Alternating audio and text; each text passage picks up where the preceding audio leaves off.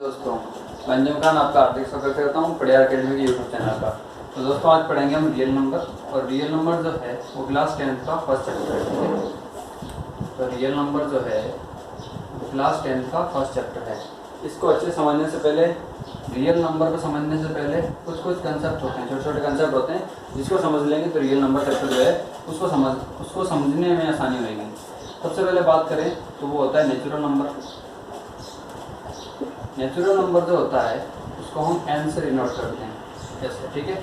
और natural number जो है वो 1 से स्टार्ट होता है, ठीक है, और इन्फिनिटी तक चलता रहता है, ठीक है। उसके बाद बात करें तो होल नंबर की। जो होल नंबर है वो 0 से स्टार्ट होता है और इन्फिनिटी तक चलता रहता है, ठीक है। उसके बाद में बात करें तो एक इंटीजर होता है। इंटीजर जो होता है वो माइनस भी होता है प्लस भी होता है। जैसे हम लिखें -4, -3, -2, -1, 0, 1, 2, 3, 4, ठीक है। तो वो माइनस की साइड भी चलता रहेगा और प्लस की साइड भी चलता रहेगा, ठीक है। उसके बाद बात करूँ तो होता है रेशनल नंबर, ठीक है। जो रेशनल नंबर होता है ये आप 9th क्लास में पढ़े होंगे और उससे पहले पढ़ा होगा। पर रेशनल नंबर को समझने के लिए सिर्फ दो चीज़ों का ध्यान रखना पड़ता है। पहली बात, हम इसको P/Q की फॉर्म में लिख सकते हैं। It can be written in the form of P/Q where P is not equals to 0, ठीक है। जहाँ पर P जो है वो 0 के बराबर नहीं होगा। दूसरी बात ये होती है कि जो रेशनल नंबर होता है वो टर्मिनेटिंग होता है। टर्मिनेटिंग होता है। टर्मिनेटिंग मतलब क्या है कि एक मतलब अब जब हम डिवाइड करेंगे तो एक पॉइंट ऐसा आएगा कि जब जाके ये जो डिवीज़न है वो ख़त्म हो जाएगा, मतलब लंबे प्रोसेस तक चलता नहीं रहेगा। और दूसरी बात है कि इसका जो डेसिमल एक्सपेंशन होता है वो कैसा होता है, टर्मिनेटिंग भी होता है और रिक्वायरिंग भी होता है और नॉन रिक्वायरिंग भी होता है। रिपीट भी होगा और नहीं भी होगा। वो दोनों कंडीशन में मैं आपको एग्जाम्पल देख के समझाऊंगा तो अच्छे से समझ में आ जाएगा। नॉन रिक्वायरिंग होता है, ठीक है। अब ये होता कैसे नॉन रिक्वायरिंग, इसको मैं अच्छे से समझा देता हूँ। टर्मिनेटिंग और नॉन रिक्वायरिंग कैसे होगा, इसको समझने के लिए सिंपल सा एग्जांपल की बात करें तो मैं लिख देता हूँ 12/6 और मैंने इसको डिवाइड किया 6/6 to 12। मतलब अब हमारा क्या है कि हमारे पास जो डेसिमल एक्सपेंशन इसका आया है वो टर्मिनेटिंग आया है, मतलब एक पॉइंट पे जाके खत्म हो चुका है। दूसरी बात, ये नॉन रिक्वायरिंग है, मतलब ये रिपीट नहीं हुआ, एक बार में खत्म हो चुका है। दूसरी बात है कि हम अगर टर्मिनेटिंग और रिक्वायरिंग की बात करें तो उसके लिए हम क्या कर सकते हैं, 7/3 का एग्जाम्पल ले सकते हैं। तो इसको मैं अगर जब डिवाइड करूँगा 3 to 6, फिर मेरे को पॉइंट लगाना पड़ेगा। पॉइंट लगा के मेरे को 0 लगा, उसके बाद में 3 3 9, फिर 3 3 9, मतलब 3 जो है वो रिपीट हो रहा है। इसका मतलब क्या हुआ, इसका डेसिमल एक्सपेंशन टर्मिनेटिंग है, एक पॉइंट पे जाके खत्म हो चुका है, बट उसका जो डेसिमल एक्सपेंशन जो एंडिंग पॉइंट है वो रिपीट होता जा रहा है, ये रिक्वायरिंग है, ठीक है। तो मैंने दोनों एग्जाम्पल से अच्छे से समझा दिया कि डेसिमल एक्सपेंशन जो होता है रेशनल नंबर का वो रिक्वायरिंग भी होता है और नॉन रिक्वायरिंग होता है विथ द टर्मिनेटिंग, ठीक है। अब बात करें इरेशनल नंबर की। इरेशनल नंबर क्या होता है, इरेशनल नंबर जो होता है इसका ऑपोजिट होता है, ठीक है। रेशनल नंबर का ऑपोजिट होता है। हम इसको P/Q की फॉर्म में लिख रहे थे, हम इसको P/Q की फॉर्म में नहीं लिख सकते हैं। वाई? इरेशनल नंबर जो होते हैं वो ऐसे नंबर होते हैं जिनका डेसिमल एक्सपेंशन नॉन टर्मिनेटिंग होता है, मतलब उनका एंडिंग पॉइंट होता ही नहीं है। आपने 3.14 पढ़ा होगा पाई के अंदर। पाई की वैल्यू क्या होती है, 3.14 होती है? नहीं, इसके अलावा भी पाई की जो वैल्यू है वो आगे चलती रहती है, बट उसका क्या करा, एक फिक्स जो दो नंबर होते हैं, पॉइंट के बाद जो दो नंबर होते हैं उनको मान के 3.14 लिख दिया, बट पाई की जो वैल्यू है वो नॉन टर्मिनेटिंग है, मतलब चलती रहती है, इन्फिनिटी तक चलती रहती है, खत्म नहीं होती है, ठीक है। तो ये इरेशनल नंबर है। दूसरी बात, इरेशनल नंबर की क्या जो है, मतलब उनका जो डेसिमल एक्सपेंशन कैसा होता है, इनका डेसिमल एक्सपेंशन मैंने होता है नॉन टर्मिनेटिंग होता है और नॉन रिक्वायरिंग होता है, मतलब रिपीट होता ही नहीं है। एक और एग्जांपल देख सकते हो 1.0100100001, ठीक है। तो ऐसे देख लो कि जो इसका जो डेसिमल एक्सपेंशन है वो चलता ही जा रहा है और वो रिपीट नहीं हो रहा है, ठीक है। हर बार चेंज आ रहा है, 0 1 आया, फिर 0 0 1 आ गया, फिर 0 0 0 1 आ गया। इसका मतलब क्या है, इनका डेसिमल एक्सपेंशन नॉन रिक्वायरिंग है, रिपीट नहीं हो रहा है, ठीक है। अब आपको बताऊंगा कि HCF को कैसे फाइंड आउट करना है। एक्सरसाइज 1.1 को करने से पहले आपको HCF निकालना आना चाहिए और 3 नंबर्स का भी ध्यान होना चाहिए कि नेचुरल नंबर कौन सा होता है, गोल नंबर कौन सा होता है। अब जो यूक्लिड डिवीजन एल्गोरिथम होता है उसके अंदर क्या होता है, हमको कुछ स्टेप्स को फॉलो करना पड़ता है किसी भी सवाल को सोल्व करने के लिए, ठीक है। मैं आपको बोल दूँ कि आपको 163 को जो है डिवाइड करना है, ठीक है, और मैंने बोला कि आपको इसको डिवाइड करना है 3 से, तो आपको कुछ स्टेप्स को फॉलो करना पड़ेगा इसको सोल्व करने के लिए, ठीक है। सबसे पहले आपको 3 को यहाँ रखना पड़ेगा, 163 को यहाँ रखना पड़ेगा और फिर आपको डिवाइड करना पड़ेगा, ठीक है। 3 5 15, 1 3 3 4 12। तो अब मैं बोलूँगा कि यूक्लिड डिवीजन एल्गोरिथम की फॉर्म में लिखो, तो आप कैसे लिखोगे, ये होता है डिवाइजर, ये होता है क्वोशिएंट, ये होता है रिमाइंडर, ये होता है डिविडेंड, ठीक है। तो हम क्या करेंगे, डिवाइजर को क्वोशिएंट से मल्टीपल करेंगे 3 × 54 प्लस रिमाइंडर करेंगे तो हमारे पास क्या आ जाएगा, डिविडेंड आ जाएगा, ठीक है। ये अच्छे समझ में आया। अब यूक्लिड डिवीजन एल्गोरिथम को फाइंड आउट कैसे करते हैं, मतलब अगर हमारे पास सवाल आ जाए तो उसको कैसे सोल्व करते हैं। ये तो सिंपल सा मेथड था जो आपको अच्छे से समझाने के लिए मैंने बताया। अब इसको पूरे स्टेप्स के साथ समझते हैं। इसके अंदर होता क्या है, जैसे जो मैंने बोला कि ये जो डिविडेंड है उसको हम डिवाइजर को क्वोशिएंट से मल्टीपल करके रिमाइंडर को जब हम प्लस करेंगे तो ये जो है ये होता है यूक्लिड डिवीजन एल्गोरिथम, ठीक है। इसके अंदर हमारे को अलग अलग स्टेप्स को फॉलो करना पड़ेगा।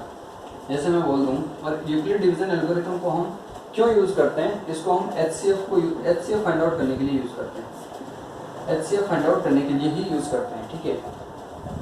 अब देखो 40 और 20 इन दोनों का मुझे एचसीएफ फाइंड आउट करना है, तो मैं कैसे फाइंड आउट करूँगा, तो ज़्यादा सिंपल रख दिया, इसको हम करते हैं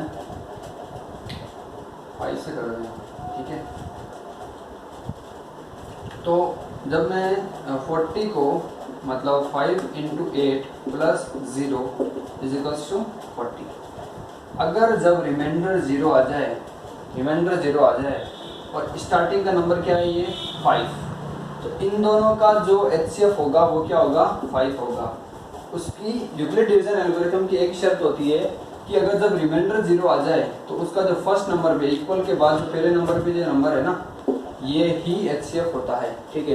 ये तो इजी सवाल था। हम थोड़ा सा टिपिकल सवाल करते हैं। 455 और 42 ये 2 नंबर हैं। अब मैंने बोला कि आपको एचसीएफ फाइंड आउट करना है। अब आप एचसीएफ फाइंड आउट कैसे करोगे, ठीक है। तो मैंने ये कहा था कि जो छोटा नंबर होता है वो बड़े नंबर को डिवाइड करता है, ठीक है।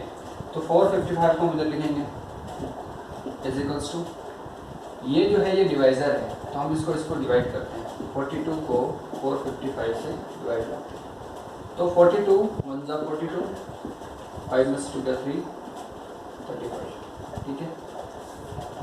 तो 4 में से 4 गया, 42 1 × 42, 5 + 2 = 3, 35, ठीक है।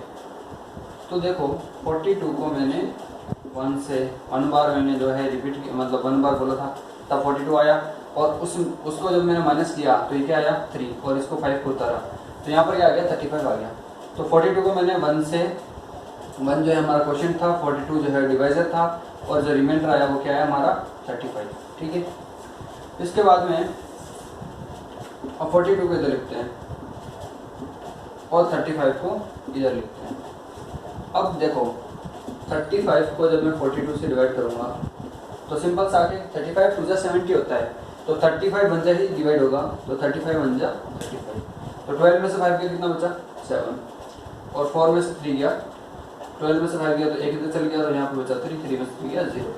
तो देखो 35 1 × 35 + 7, तो 42 आ गया।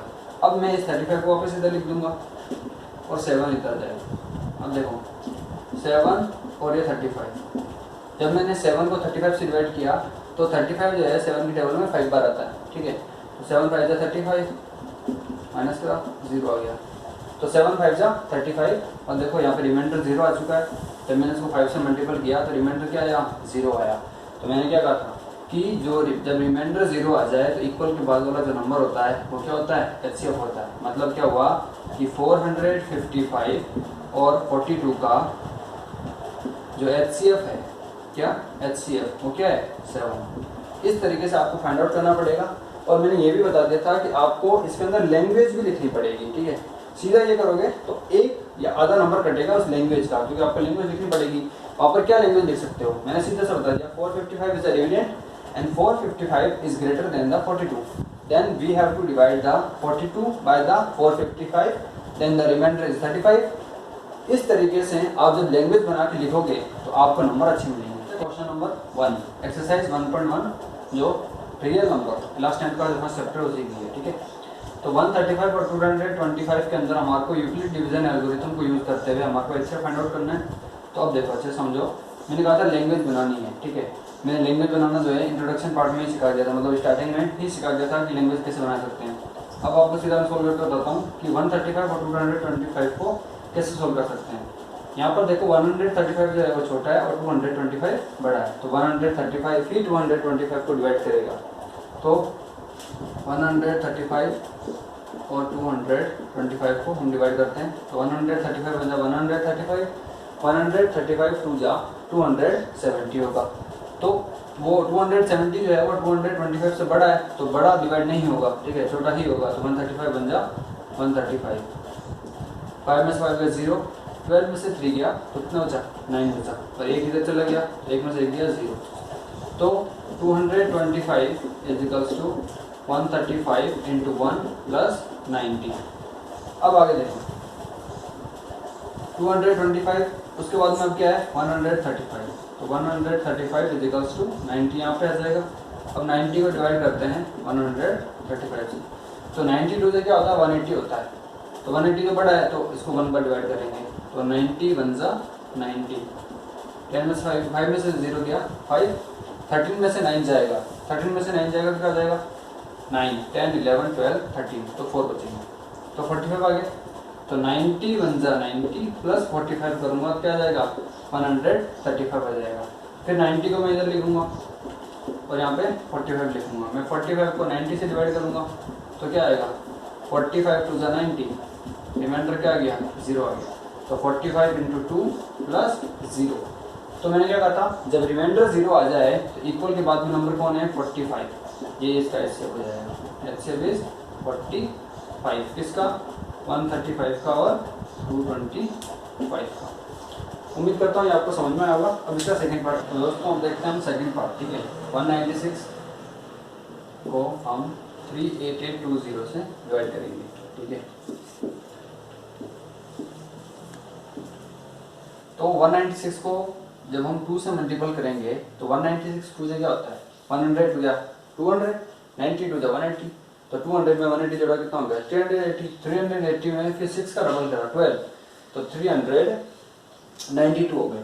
392 से 382 छोटा है, तो हम क्या करेंगे इसको 1 से ही मल्टीपल करेंगे, 196 बन जा 12 में से 6 गया 6, 2 में से 6 नहीं जाएगा तो 12 में से 6 जाएगा, तो 12 में से 6 गया तो 6, तो एक इधर चला गया तो यहाँ पे बचा 7, 7 में से 9 नहीं जाएगा तो 17 में से 9 जाएगा, तो 17 के लिए यहाँ पे 8 आ जाएगा, ठीक है।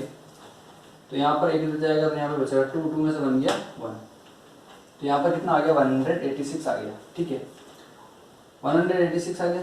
अब इसके बाद हम यहाँ पे उतार देंगे 2, 196 जो है 196 को हम 8 से मल्टीपल करते हैं, ठीक है, 8 6 जा 48, 4, 8 9 जा 72 और 4 76, 7, 8 1 जा 8 और 2 10 और 5 50, 1568 आ रहा है। हम इसको 9 से करके देखते हैं, 9 6 जा 54, 9 6 जा 54, 5 कितना है 196 है ना, 186 है सॉरी, तो 196 को 196 पर रहते हैं, 196 को 9 से मल्टीपल, 9 6 जा 54, 5 9 9 जा 81, 81 और 5 86, 8 9 1 जा 9 और 8 कितना हो गया 17 हो गया, 1764। अब हम इसको यहाँ पर लिख देते हैं, तो 12 में से 4 गया तो बचा 8 और इधर चल गया 15 में से 6 गया तो इधर बचा 9 और 15 में से 6 गया फिर एक इधर चला गया हमने 780 और ये, तो यहाँ पर आ गया 980, ठीक है। अब हम क्या करेंगे भाई, अभी हमने किससे मल्टीपल किया था 9 से मल्टीपल किया था, अब हम 196 को किससे मल्टीपल करें, या तो 980 आ जाए और या इससे कम आए। तो 196 को अगर हम 5 से मल्टीपल करेंगे तो उसके एंडिंग में 0 आएगा, तो हम इसको 5 से मल्टीपल करते हैं। 5 6 जा 30, 0 3, 5 9 जा 45 और 3 48 4, 5 1 जा 5 4 9। देखो 5 1 जा 5 प्लस 4 करो 9, तो 980 आ गया। मतलब ये 195 बार जो है डिवाइड हो रहा है 196 से। तो यहाँ पर 38220 इजिकल्स टू 196 को किससे मल्टीपल किया मैंने 195 से, प्लस रिमाइंडर क्या आया 0 आया। यहाँ पे देख लो माइनस करेंगे तो क्या आएगा 0 आ जाएगा। तो मैंने कहा था जब रिमाइंडर 0 आ जाए तो इसका मतलब इक्वल के बाद जो नंबर है वही क्या है उसका HCF है। ठीक है, तो HCF क्या होगा इसका 196। तो दोस्तों उम्मीद करता हूँ ये आपको पूरा अच्छी तरीके से समझ में आ गया कि HCF कैसे निकला। ठीक है, और जो थर्ड पार्ट है वो आप खुद करने की कोशिश करें। ठीक।